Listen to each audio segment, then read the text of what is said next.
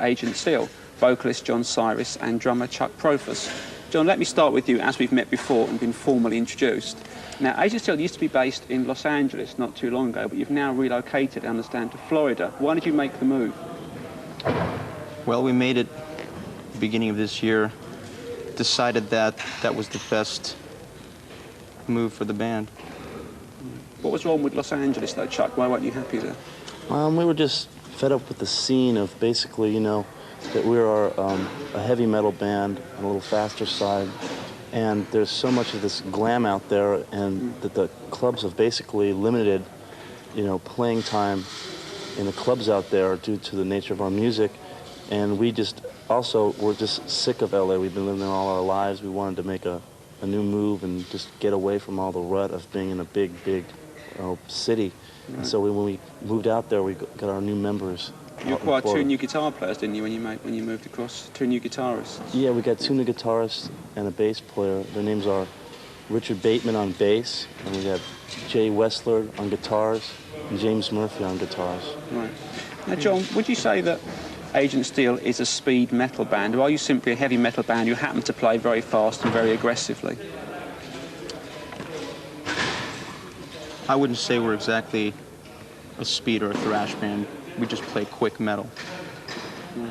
Well, it's clear from listening to your lyrics that you put a lot of thought into them. Do you think that with a lot of heavy metal bands, the lyrics are too throwaway, they don't actually say anything to people? Absolutely. In fact, I think there's a lot of garbage out there nowadays that really doesn't give the kids out there anything to think about. I think that a lot of it is very irrelevant and meaningless, as opposed to what is really happening today in social aspect and just basic everything. Well, I know one subject that you're keen on is UFOs and extraterrestrial things. Do you think there's actually people out there? Well, who knows for sure, but I think that there's a good possibility. What about you, Chuck? How do you feel about that? I think, you know, that you can't say that there isn't. I mean, how can we say that there are only people in this universe? It's an unexplained thing. We just, you know, have a joy thinking about it. Besides that, I think that it would be pretty egotistical for us, the human race, to believe ourselves to be the only existing intelligent beings in the universe, considering the universe is so big. Right. Well, as I say, you've certainly written about some diverse subjects. You had an EP out which was called Mad Locust Rising, and the title track was interesting. Tell us the story behind the title track of that.